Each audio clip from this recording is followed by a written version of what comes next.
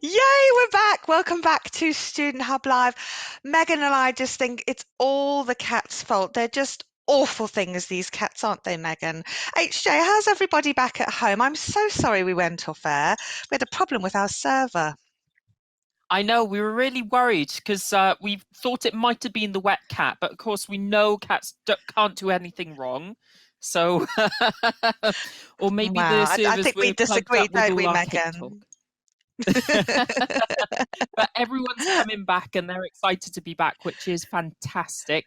A lot of people were looking forward to our USA session, so the Students Association, and our Stay Well, Study Well. But the good news is that we're having those a bit later today. So from 4:10, we've moved those sessions so you can enjoy them in full. And all of our sessions will be on catch up as well. So if you can't make those later times, don't worry, it'll be on YouTube. But yeah, we've got all the wet cats are out the room. All the talk of cakes has been. We've given the servers just some extra capacity to deal with that. So go right ahead and get back to the cakes. Oh, that's wonderful. Thank you. And well done, everybody, getting back. And you can go out and chase those nasty cats away.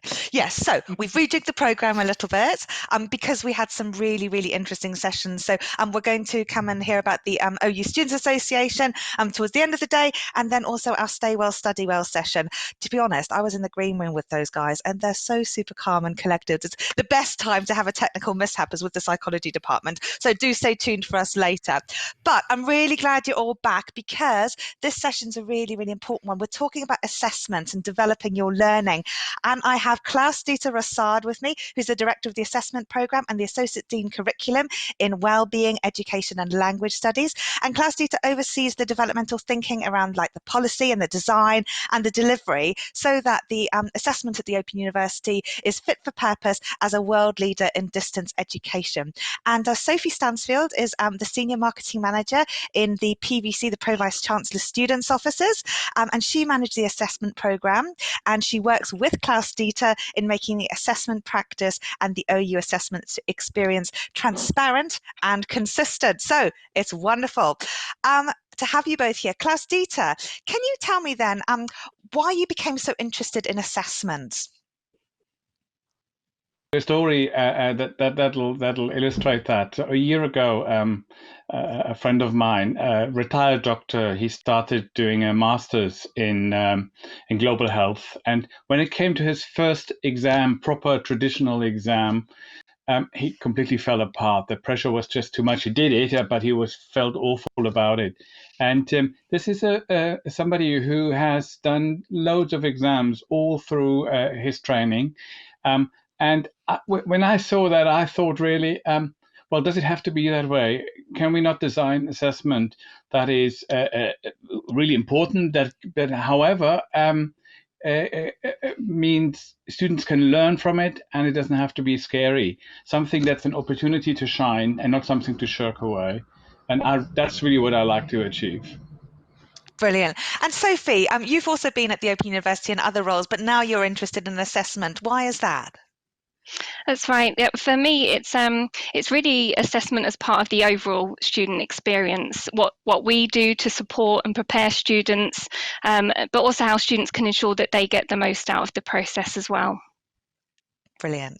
So we've got lots of widgets for you to fill in at home. One of them is what one word would you associate with assessment? So do make sure that you're filling in our widgets as we go through and we'll bring those results in when they are all ready. But before we do that, can we think about what assessment is not? Because often we think about what assessment is and we'll see about that. But Sophie, what is assessment absolutely not? Assessment is not there to catch you out. Assessment is not a trick. It's not there to try and find out what you don't know and expose all the gaps in your knowledge and your skills. It really is there to try and help you focus. Klaus Dieter, what else is it not? Well, it's not a judgment on you as a person. It never is. Although I can easily see it feels like that. And especially when you didn't do so well. I come clean here. I failed my driving test twice. And I had time off from school to do the test. I had to come back into that classroom. Everybody was looking at me. And it felt like such a personal failure. And I took it personal then. With hindsight, I shouldn't have, because what it helped me to in the long run, it helped me to become a good driver. And just when we discussed it, Sophie also has an interesting one about not taking it personal. Go on then, No, Sophie. so I have a puppy. So we've been going to puppy training classes. I work really hard with her during the week, and we're given tasks and homework, as it were. And it's really difficult not to take the feedback from the classes really personally, or be disappointed if things maybe haven't progressed as quickly or gone as well as I would hope. But actually, that feedback is really useful. It lets me know what I need to work on for the week ahead, and it gives us a focus for the next week. No, absolutely. I remember puppy training classes. It was always very difficult. The puppy trainer always used to say, he'd always say, "Are you really important?" Because it was the people who would just have this massive frustration that things weren't going their way, because it's often easy to control the things we are in control of, but sometimes when things are out of our control, like a puppy, it can feel really hard. Let's see, Angela, how the widgets are doing. Are we getting any responses from people? I'm not sure if the widgets have crashed with our server or what, but we've also asked about some of the results in terms of what people think assessment is, and it'd be really interesting to see people at home how they're responding to that. HJ, how's everyone feeling? Is assessment making us feel super calm, or how's everyone at home? I think we're a bit worried about the assessments. We had how do you feel, or what comes to mind when you think of assessment? So panic at the university, stress, fear, pressure, grades, anxiety. Well, hopefully we can alleviate some of these things. And like I said, and a lot of people say in the chat earlier, that if you're worried about something, is not a normal response. You care about doing well. So no need to worry about worry. Some worry is normal, isn't it? Brilliant. Thank you, HJ. So panic there coming up as one of the key things. So Klaus Dieter, what do we think about this? I mean, what's assessment like in an OU context? Many students here are brand new to the university, but there are some here who've been through assessment before, and they might like to fill in the others in terms of what happens. But Klaus Dieter, how does that work? Well, first of all, whenever you hear assessment, don't automatically think of exam. Think more like a puppy class. It's just a point where you get some feedback and you get better at what you're doing. We tend to do more assessment at the Open University than at another university, and that's because assessment is part of our learning and teaching approach. So we want to get those snapshot moments when you can show what you can do, and then you get feedback from your tutor. That is really we call it assessment for learning. And yes, also have a couple of scores that you will get. And we tend to put too much emphasis on the numbers, and it's actually when you write your assessment and then you get feedback from your tutor, that's when the learning happens. But Sophie's gonna talk you a little bit through some of the items that we have. Brilliant. That'd be great, Sophie. But Matthew wants to know what a formative exam is. And we have a lot of these words like formative and summative. It says, is it like a practice exam? Can we clarify what formative means? Yeah, so generally we distinguish our assessment as either formative or summative. Simply put, summative assessment means that it counts towards your final module grade, whereas formative assignments, they don't. They may be compulsory and you will need to complete them for learning purposes, but they don't count towards your final mark. And it's actually these types of assignments that are really important and useful opportunities to use as getting and using feedback. Brilliant. Thank you, Sophie. I hope that answers the question. For other questions, do please let us know. So, Sophie, you were going to tell us about some of the different types of assessment. We've got lots of different ones. Some we've met today, various acronyms we've been going through, like TMAs, the tutor marked assignments. Can you talk us through some of the different options that students may meet in their studies?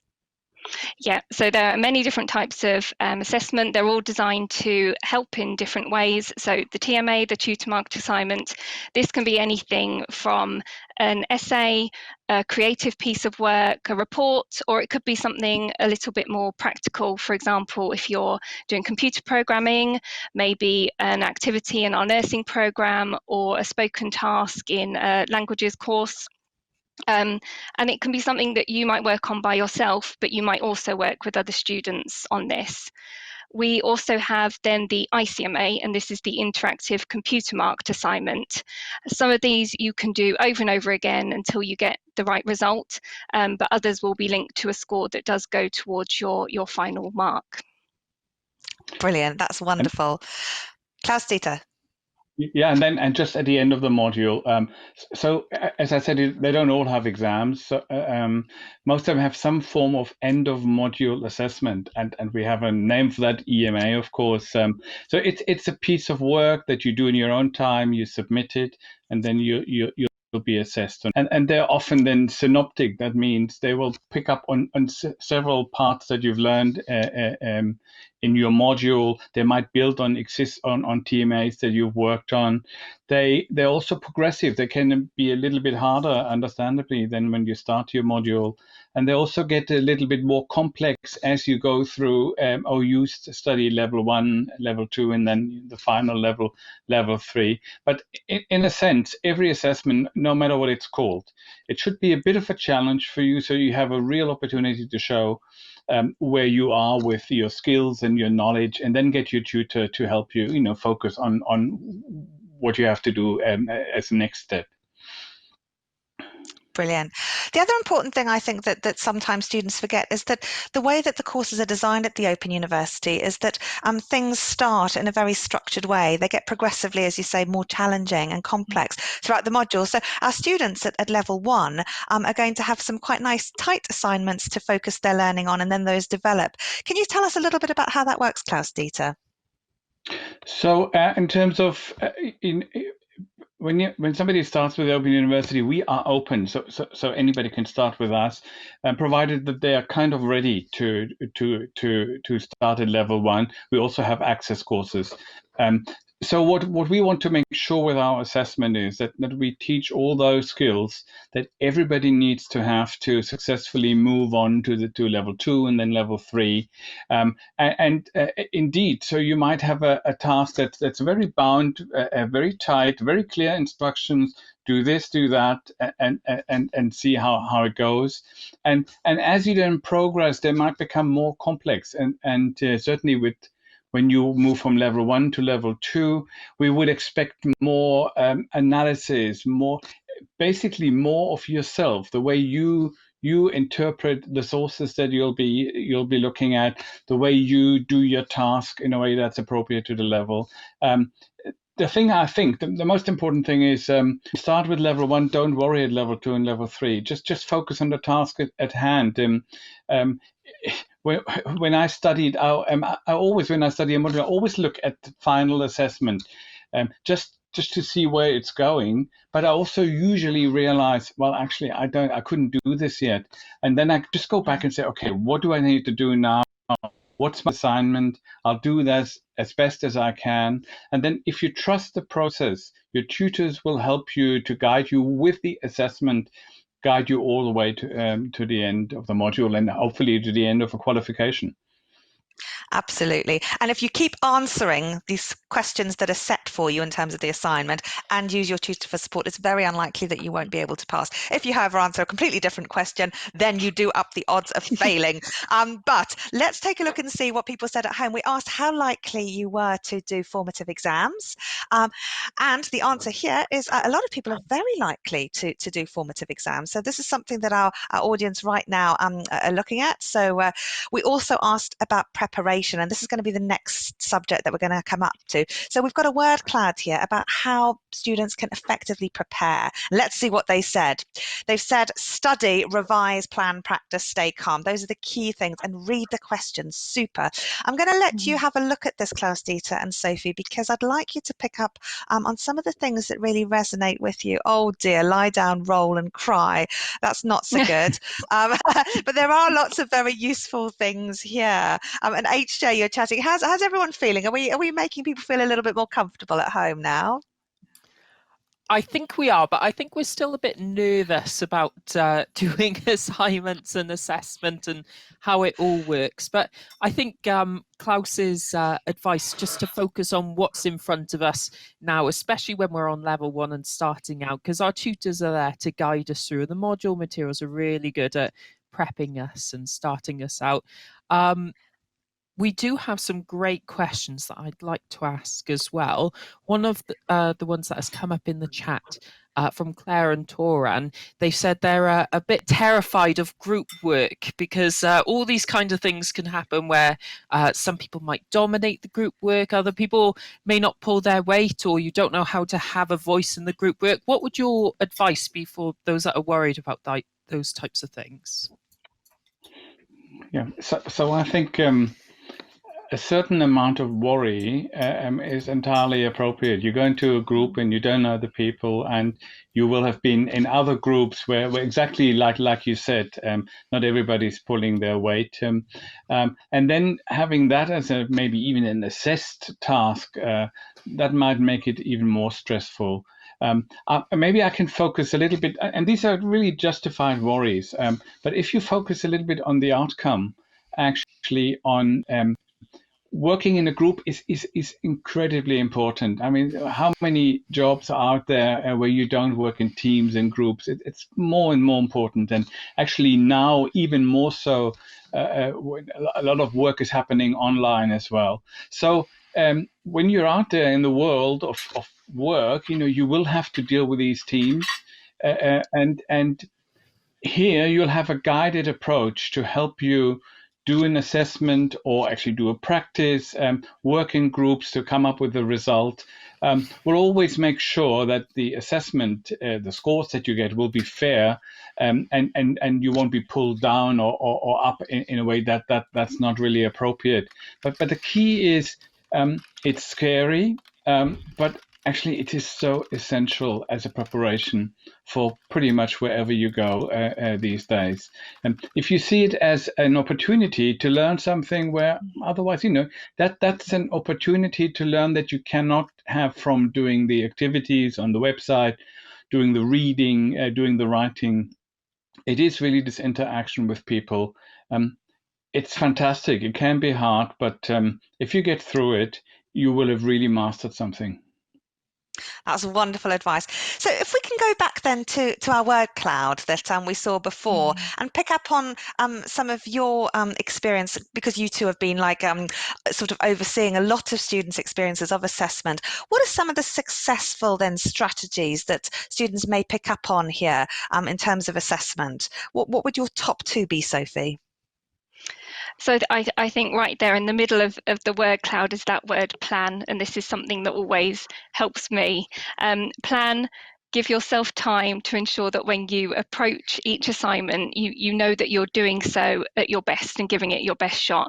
But I think what's also really important within that planning is that you don't let that dominate your study. Don't let that take away from other elements of your learning. Don't let it distract you, but there are also some great resources that can help you plan, and plenty on Student Hub Live actually, that you can find out what works best for you. So plan, but don't let it be your single focus. And I think secondly is to just remember that assessment really is only one aspect of your whole study and learning experience. It is an opportunity that's there to support your learning, to receive the feedback, and you really will only gain from that process. Brilliant, that's wonderful. And Klaus-Dieter, what's your advice to students about effective assessment? I like all the sort of emotional stuff in there, staying calm, because that really, you can't do a good job if you're really, really nervous. There was one quite read the question carefully. That's the biggest rookie mistake that people do. You get so excited with what you think the question is, and then you get off onto the wrong course. I'd like to just 2 quick things. One, I'm not sure whether it was on the cloud. People can be a little bit perfectionist, and they say, "Well, I'm not quite ready yet to submit," and then they rather not submit. rather than something that's incomplete. If we think of assessment as a process, I'd always advise you, before you don't submit anything, submit what you have, because for all you know, it might be enough to get get a pass, but also you get the tutor feedback. A tutor cannot comment on something that's only in your head. It's got to be out there. And the other one, I couldn't read whether, did it say anywhere the word celebrate? I really think we should do that more and more. We always focus on what's ahead and what we haven't done. If you have submitted your task, whatever it was, that's a reason to celebrate.